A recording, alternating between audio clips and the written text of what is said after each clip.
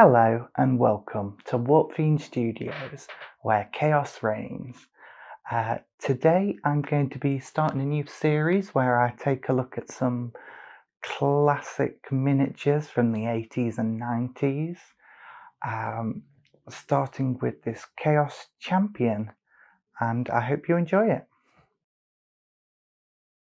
Okay, so we've got our Chaos Champion here. Now this is the 1996 one, released around about the time of the second Chaos Codex. As you can see, it's a metal body with the Power Fist / lightning claws, I don't really know. It comes with plastic bits. That was this whole set. You got plastic sprues with backpacks, and then arms and weapons for them, and metal bodies. I had to get some slightly newer plastic chainsword arm and pauldron and a lovely slaughter base. So I'm just going to dunk it in some water now, a bit of soapy water, let it soak a while, give it a scrub just because it's been sat around a while and it's a little dusty. So I spray it black and then I come in with some Night Lord's blue that I'm going to just airbrush on him to give a nice solid base coat all over. Right, and now he's ready to start. We just cover the whole thing in Nuln Oil. And now we're just going to come in with some Cantor blue and we're going to tidy up by layering all of the parts that are supposed to be blue, like leaving some gaps in the recesses so the Nuln Oil is still showing through. But you want to do a couple of coats till it's a nice solid blue colour. Now we've got equal parts Cantor blue and Teclis blue, and we're just glazing over some rough highlights onto the armour, just getting a sense of some of those volumes. Now we come back in with Teclis blue alone, and we're just going to start sketching in a rough lightning pattern. As you can see, it's just simple jagged lines. Doesn't have to be too neat. You can see I make a few mistakes. And you come back after doing this and just edge highlight everything with some Teclis blue. Now I've got some Temple Guard blue and I'm just going to brighten all those highlights. I'm going to go around the lightning pattern again, just establishing the pattern a bit more, going over the lines I've already done but trying to stay within them.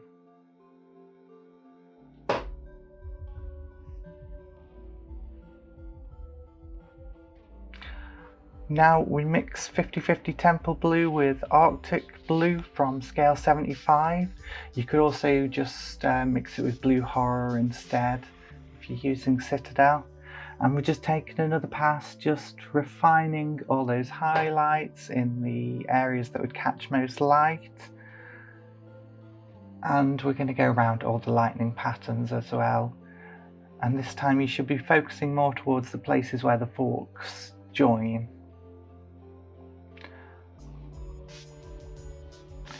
In with pure Arctic blue now, and we're just sketching the few brightest points of the lightning and some of the brighter highlights that we want to stand out most.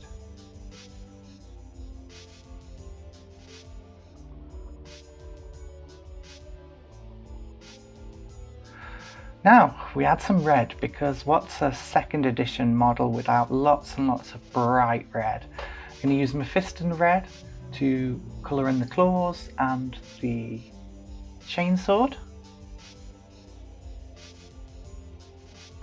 And now some Evil Sun Scarlet, we're just going to layer over that and highlight it a bit. All the reds back in second edition with this really vibrant orange red, so that's what I want to capture. Right, I come back in with a mix of Evil Sun Scarlet and Troll Slayer orange, just some rough highlights, slightly smaller this time. And then just the pure Troll Slayer orange and just do an edge highlight along the edges. which is where they normally go, I guess.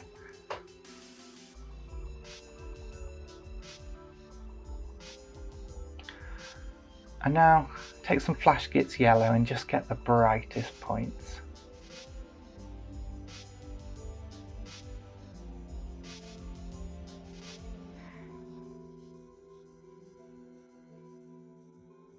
I had Scarlet Ink Glaze from Daler and Brownie. You can use any ready orange, I guess. Cover the whole thing. I wasn't too happy with it, so I then went back in and just redid some of the highlights on top with the Troll Slayer orange.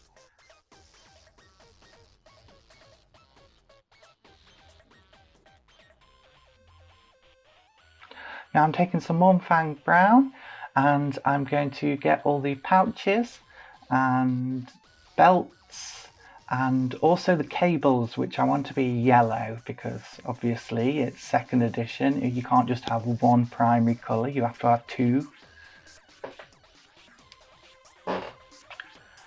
So I just go over all the things that I've just painted brown that are going to be yellow in Scrag Brown. So all the cables and stuff. I also use Scrag Brown to edge highlight the pouches. Then the grenades are Castellan Green. There's a few of these on these sculpts. I'm just going to come in on the Under Armour and base it in Dawnstone. And I'm also going to do the horns as well. Avalan Sunset, I highlight the yellow cables, trying to leave some of the Scrag Brown showing in the gaps.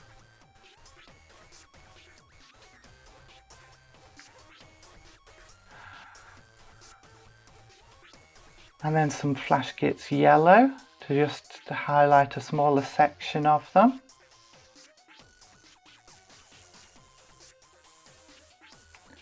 I'm going to come in with some ochre and camo and highlight those grenades.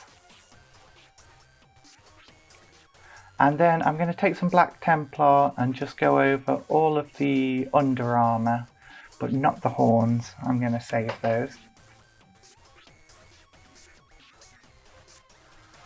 Okay, I highlight the tips of the horns with Corax White.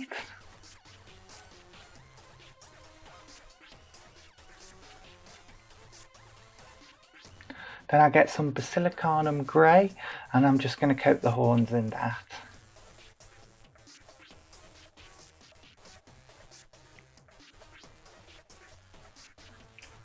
Now I'm going to take some black, thin down a load and just sketch in the hazard stripes on the 2 cables on the back. I'm just going to take some Flash Gits Yellow and go over my many mistakes. Once they're all cleaned up, I then take some Pallid Witch Flesh, thin down a lot and just draw some thin lines down the cables. I also do this for all the other yellow cables.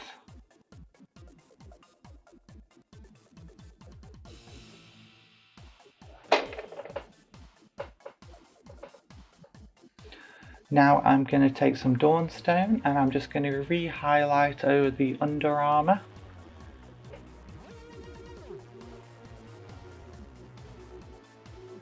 I'm going to base in the Impurity Seal, I'm not quite sure, with Zandri Dust. Just a little bit of scroll or something. I'm going to go over that with the Shabti Bone.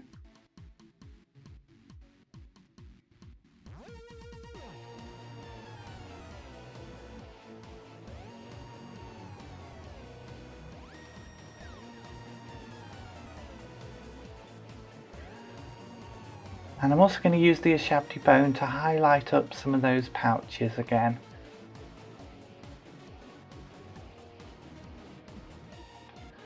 I'm going to come in with Screaming Skull and do a final highlight on the parchment.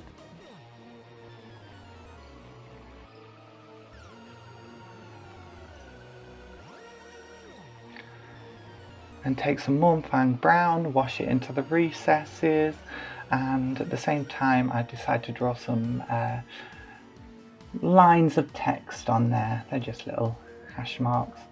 I spray the whole thing with a coat of AK ultra matte varnish. I love this stuff, it gives it such a beautiful finish. Here he is, isn't he matte?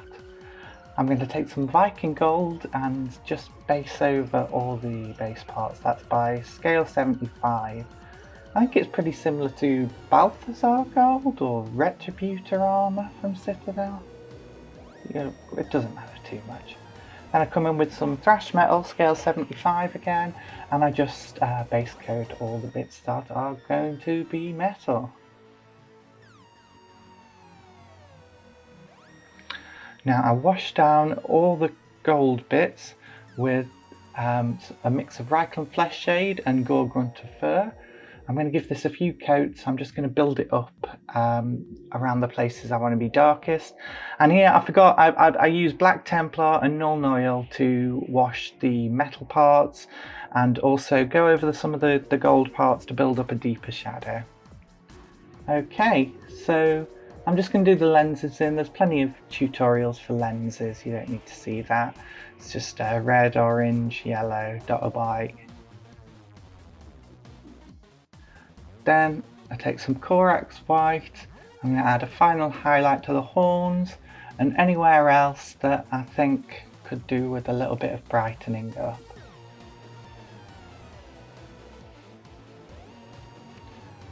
Finally I take some heavy metal and I edge highlight all of the metal parts and all the gold. Gold is a metal, but you know what I mean, I'm sure.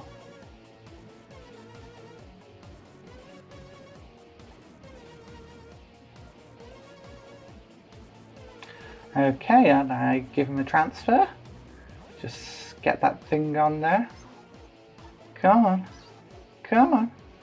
It's okay. No, no. Okay, yeah, I have to do some fiddling around with that off camera, but ta-da, it's on. Just get it into place, and the base is Goblin Green, War Boss Green. Haven't got Goblin Green, but this is fairly much the same colour. Give it that classic 2nd edition feel.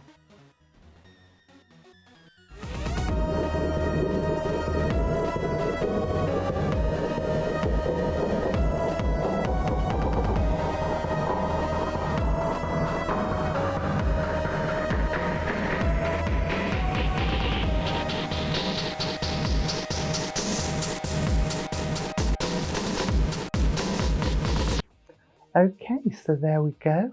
I'm pretty pleased with that model. A few things I could have done better. It's always difficult with these older sculpts that aren't as much detail present on them.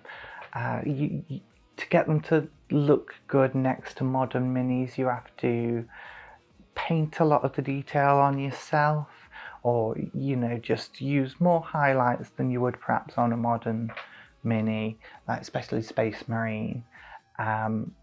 Just try and get a bit of texture in there, and I could have pushed it a bit further, but I'm pretty happy for now anyway. So I hope you enjoyed that, and I'd like to be back with another of these videos soon. I've got a horde of old metal models I want to do. We'll see what's next. Alright then, love ya, bye!